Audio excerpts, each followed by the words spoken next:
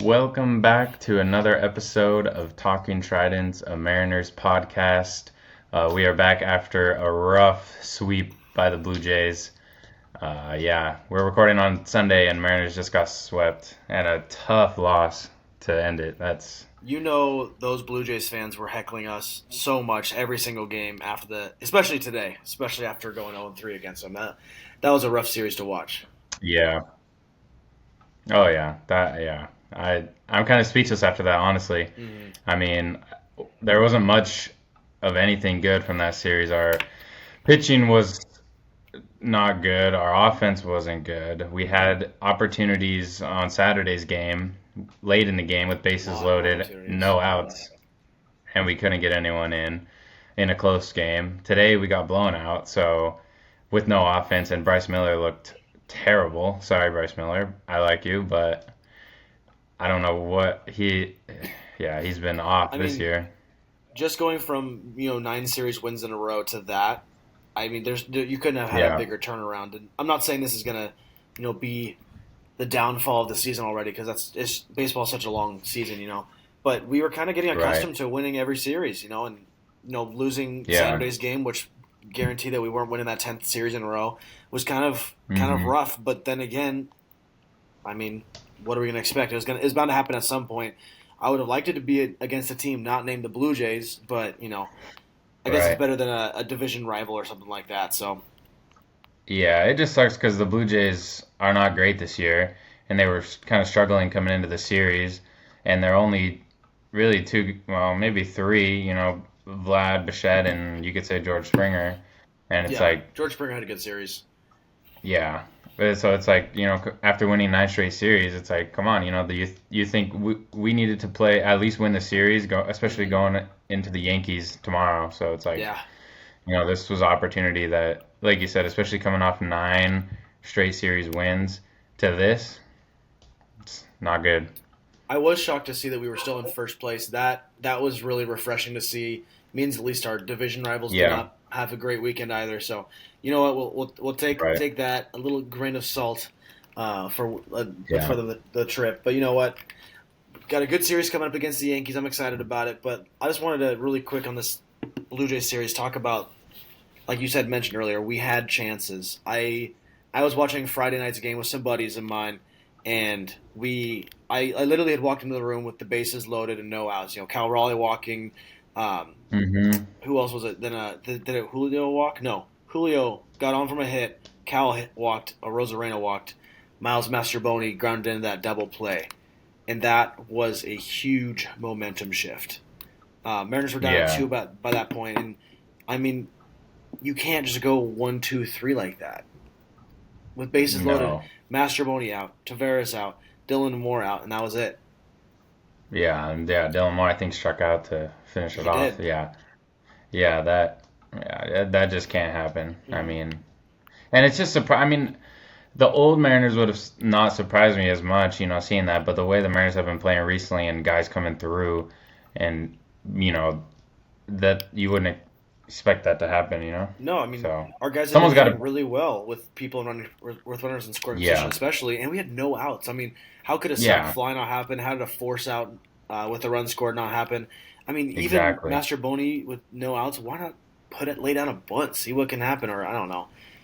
Yeah, It was just missed opportunity after missed opportunity, and yeah, it hopefully this is a character building series for the Mariners this season. Hopefully this gives them a little bit of something to feed off of the next series, especially against a good team in the Yankees.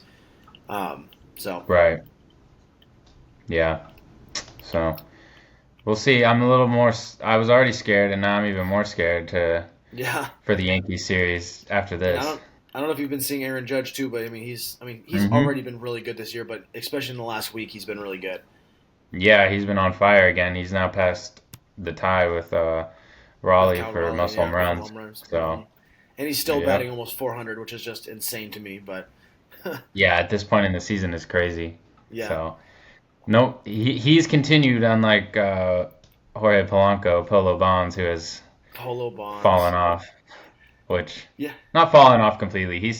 But you know, Well, and talking about Jorge and how he's been looking, and I looked at his stats for the last 7 games. Dude's batting 150 right now with no home runs in the last 7 games. I hope this is not an end to his extremely hot start of the year. I hope he can find his groove again and get back to at least even just being the player we expected when we traded for him at the last offseason. But that was really exciting to see him start the year like that, and I really hope that he can get back to some form like that because, man, that was special. Yeah. Almost every time he went up to the plate, every other time he was either getting on for a hit, a big home run, a walk, something. So. Right. Yeah. I think he can find a middle ground somewhere in there, and I think and still be productive.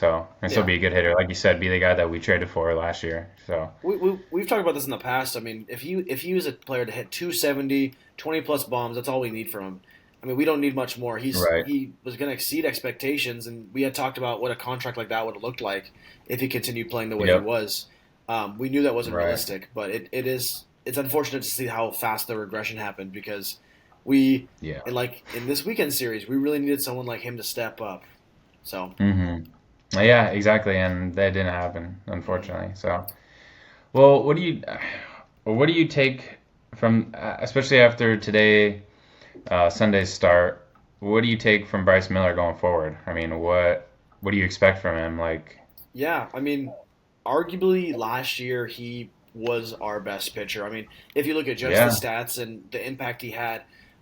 He won 12 games and had a sub-3 ERA. That's pretty solid from your what was he considered, just our 4 guy?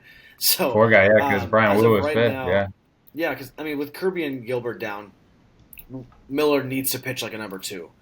Last year he pitched like a solid number 2. This year he's not. I saw a quick interview after the game today saying that he hasn't been feeling 100%.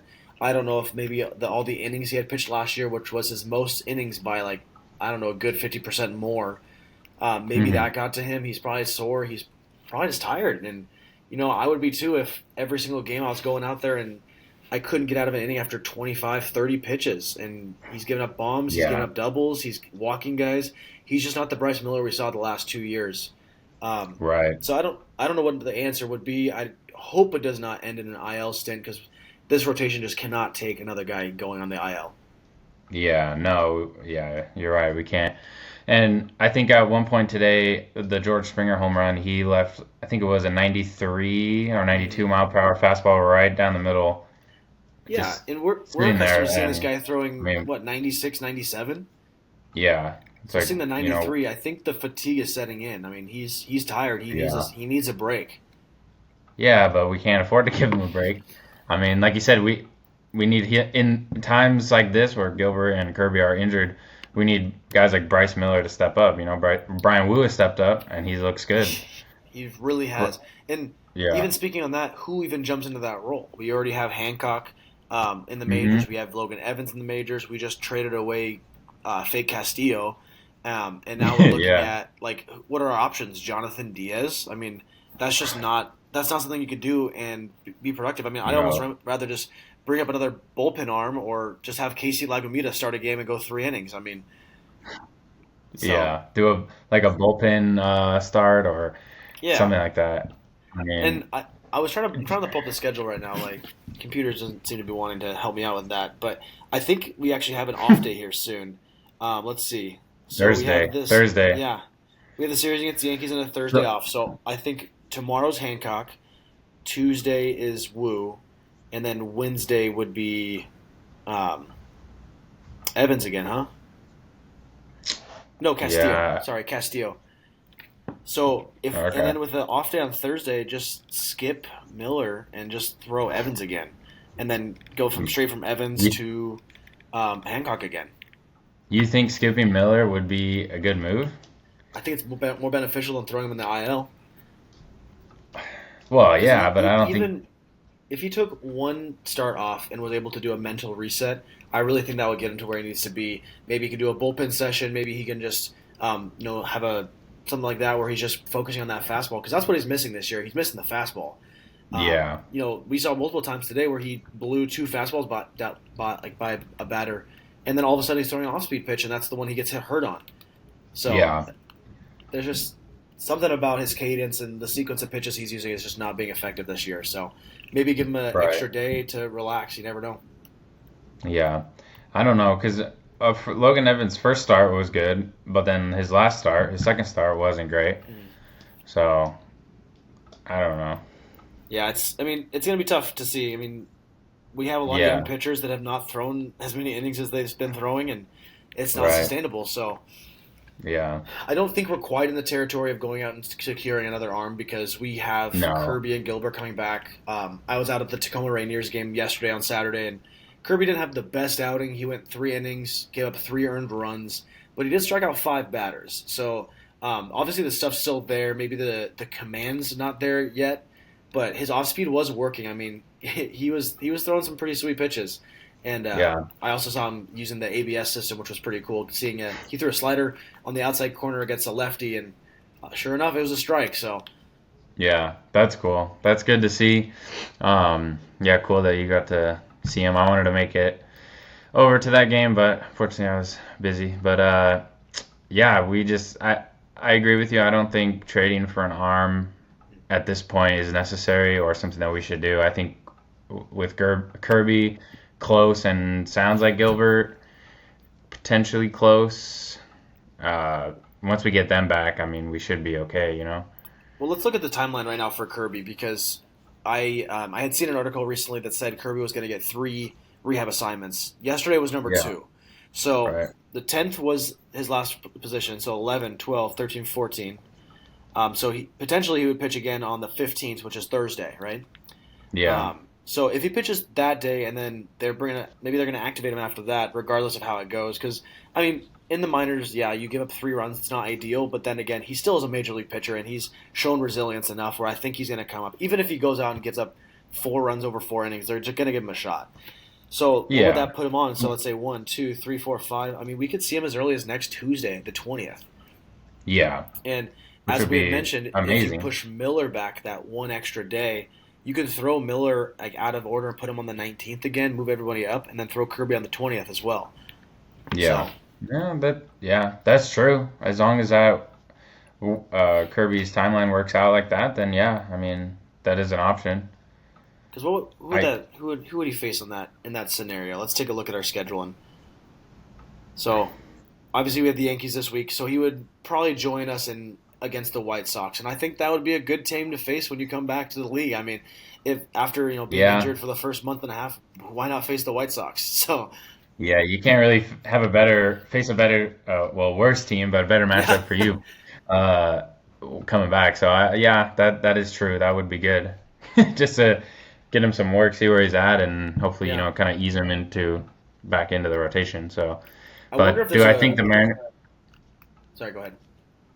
I think the Mariners will skip Bryce Miller's start? I don't think they will, but Well, if uh, they keep it the way it's going, he'll be facing the Padres, which are one of the hottest teams right now in baseball. yeah, in San He, Diego he too. needs he needs a confidence boost of some sort. Maybe even push him back a day or two and get like again go have him go against the White Sox. Maybe have him show off Yeah, his fastball against that lineup. He's gonna have a lot better chance facing that lineup than Tatis and all the Padres.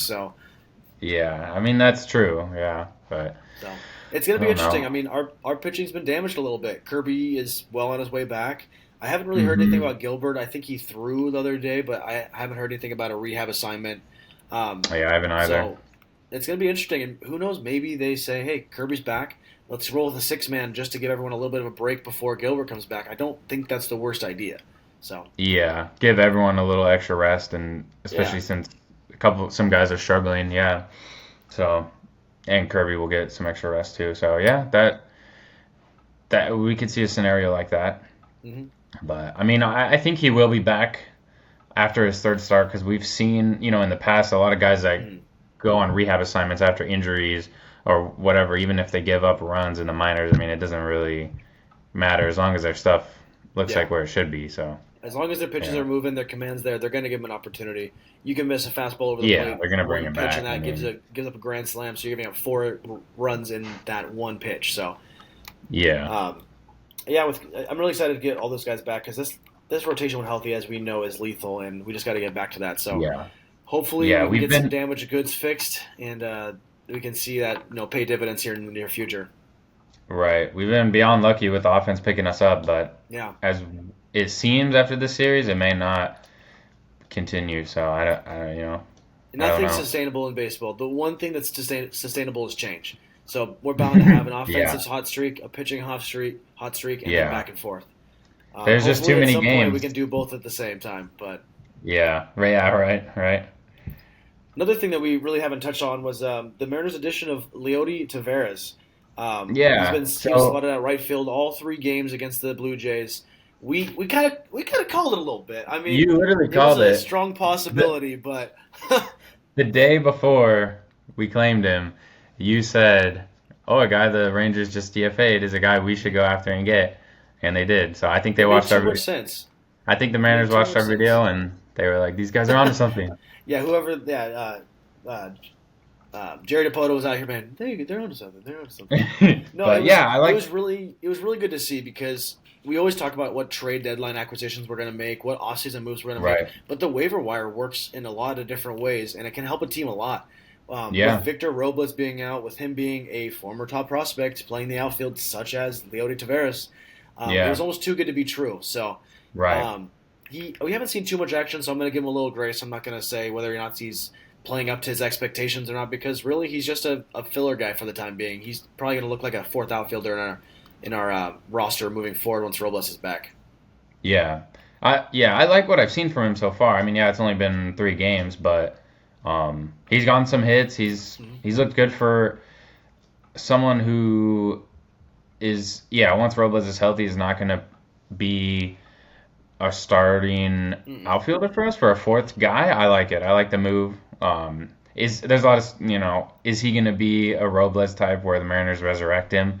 I don't know about that, but I mean, that'd be even sweet if we could have yeah, two stories like that in back to back years. That's pretty special. yeah, that would be sweet. I don't know if it's going to be that extreme, but Might as even well go out and as get Mickey Moniak from the Rockies and see what you can do with him. yeah, they're not going to win another game this year, so yeah. Yeah, They, seriously.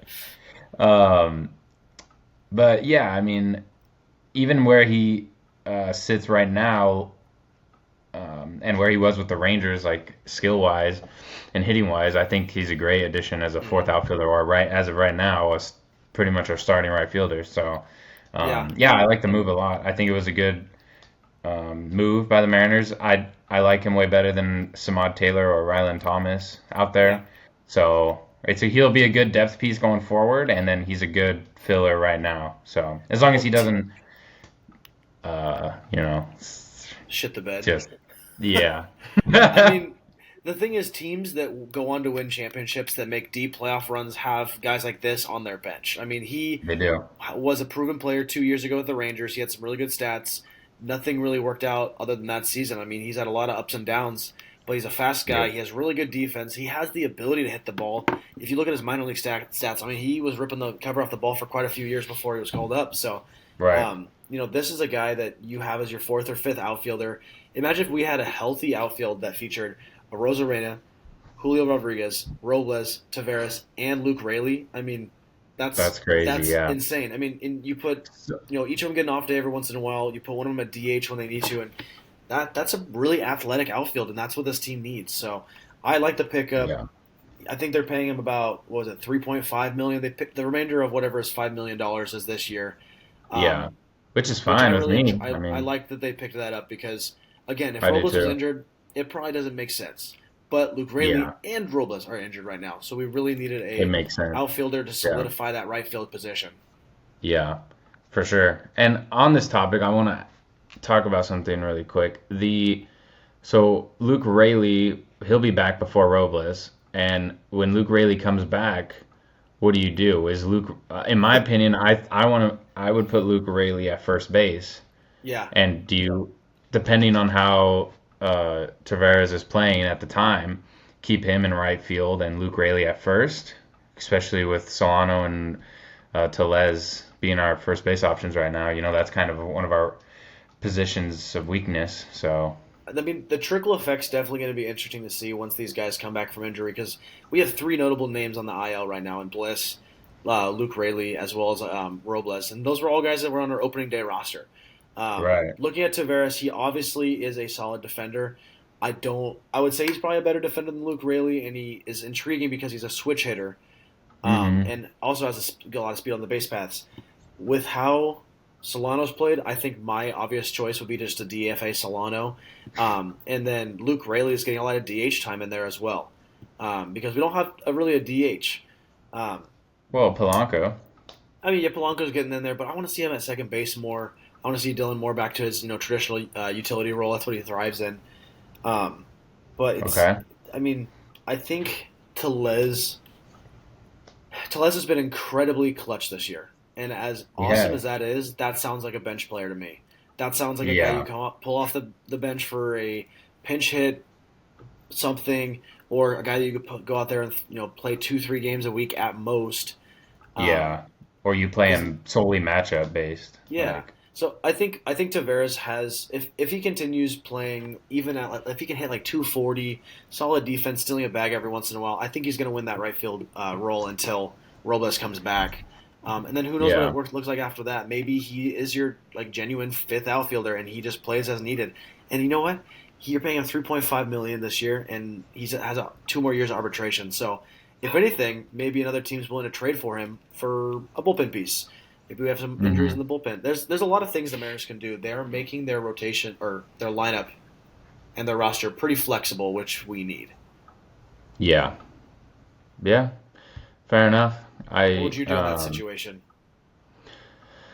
well, I like with who we have right now and who's healthy. I like Dylan Moore at second Hmm. as more of like the everyday second baseman. I like Polanco at second base as well, but given the two guys, I think Rivas has shown that he can be a utility player for our Hmm. infield.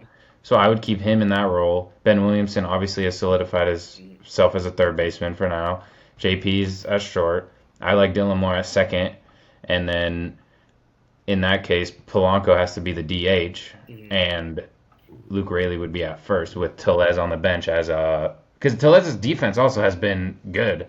Yeah, So but Luke Raley I think plays the same clip at first base. Even Luke Raley's incredibly athletic.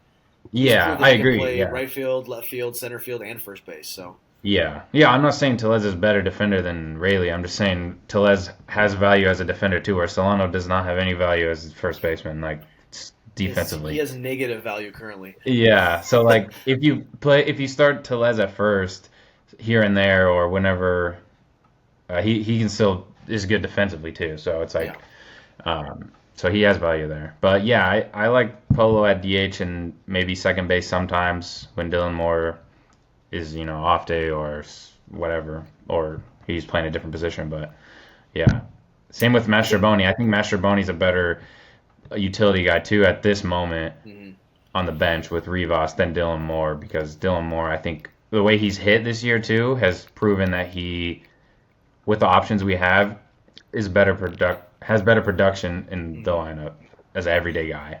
That's funny you mentioned Master Boney because I actually take back my statement on Solano. I think that Master Boney might be the odd man out, and then Luke Raley might even just return to an outfield role. He might be him and Tavares might just switch off all the time, and Or then that, you yeah, you keep Tellez and Solano at first base. But guess what? Um, oh, sorry. In that scenario, you'd still send down Rivas or Master Boney, but I think Master Boney has enough flexibility where he can be a utility guy too, as like you said, Dylan Moore playing second base on a daily basis. So who do you like better, Rivas or Mastroboni, or neither? I mean, ideally you only have him on a team as you need, with injuries and whatnot. I think Right. Tavares and Luke Raley are better options, but they can't play middle infield. Yeah. So if I was So gonna pick one of the two, I think I would pick Rivas. He me can too. see the ball so well, and he gets on base often enough. Yeah. And he also surprisingly is also clutch. We've seen him last year. He had quite a bit of RBIs and not that many games, and he didn't hit a home run or a triple or anything. He was just hitting singles and Yeah. doubles. Yeah. So Yeah. Mastroboni, like at the start of the season, surprised me with mhm. like he was He hitting was the hitting the ball ball. hard. Yeah, Yeah, he does put the ball in play a lot, which I like, but yeah. yeah, he was getting on base and stuff, but he's recently fallen off and kind of, we've seen his batting average drop down to the lower 200s now. And I don't know, I just don't really, with his track record, I mean, he's been in the league up and down for a while, and I don't Yeah. really think that he is like a consistent player like what we've seen glimpses of this year, you know? I will say, and I think I'll end with this because we could talk all day about the what ifs of the roster and who looks better now and whatnot. I will say one thing Right. is this roster is so much deeper than it was a few years ago. We've had some Hmm. really key injuries, and we've been able to find people who've actually produced at a decent clip coming up and helping out, Yeah. such as Mastroboni, Rivas, Telez. I mean, was again a DFA last year. Tavares was a DFA this year. Robles was a DFA last year too. I mean, we're getting a lot of production from these kind of no name or big name guys that had a lot of promise. But I think Right. with the way our roster is working out, it's going to be really good. Come the end of the year when everyone's healthy, because you might have Rivas and Mastroboni both down in the minor leagues, and that's not a bad thing. It's not. I mean, if they're Right. playing well enough, yeah, sure, bring them back up. But that's not a bad thing to have guys at that caliber playing on your AAA team that can be called up whenever you need. So That's I think the true. Mariners are putting themselves in a good position. If they keep winning, if they get their bullpen healthy, if they get their rotation healthy, they can make a deep run with the depth that they have, and I really want to see that. So Yeah. Yeah. That's true. I mean, injury can happen any day, and having two guys like that who are mhm. ready to come up, makes it a little easier to swallow, injuries or what have you. So, yeah. I think if we were to have a depth chart of utility players, and for me, a utility player is someone that can just play two, three positions, right? Luke Raley Hmm. is considered to be a utility player since he plays corner, outfield, well, actually all outfield positions, and first base, right? If you Yeah. have your bench players being, let's say, it'd be obviously you gotta have Mitch Garver on your bench or some type of catcher, right? But then if you have Dylan Moore, Luke Raley, and then someone like Rivas, that's not that bad. So Yeah. No, it's not that bad at all, actually. So, especially if you have someone like, honestly, forgot to mention Tavares would be on the bench then too if Robles is back. So yeah, if Robles is yeah, back, then Tavares is on the bench as well. So, yeah. yeah, that's a good So bench, honestly. I yeah, mean, yeah. So, there's a all lot we of, need is these healthy or these injured guys to come back healthy. We need to string together some wins. We need to get to the playoffs, and we need to make a run with a roster full of guys that can produce at any given moment. yeah. It's that Yeah. easy. If It's that only if it easy. was that easy, yeah. I was gonna Just don't have say. anyone injured and have everyone that on your roster do something good.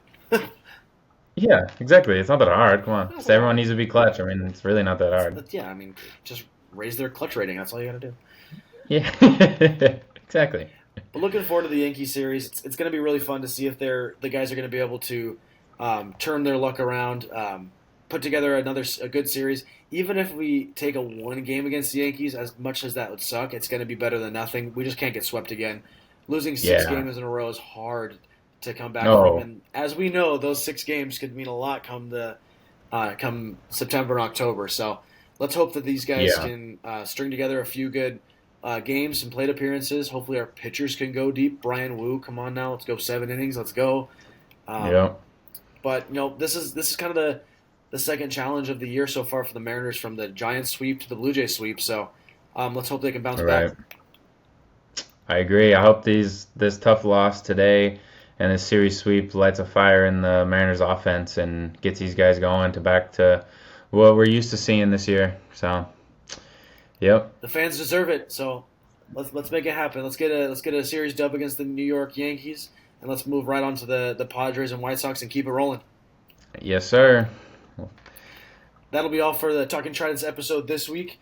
Let us know what you think of the Mariners additions and timeline for Gilbert and Kirby coming back, as well as what you think the problem with Miller is. We'd love to hear from you guys, and we'll see you next week.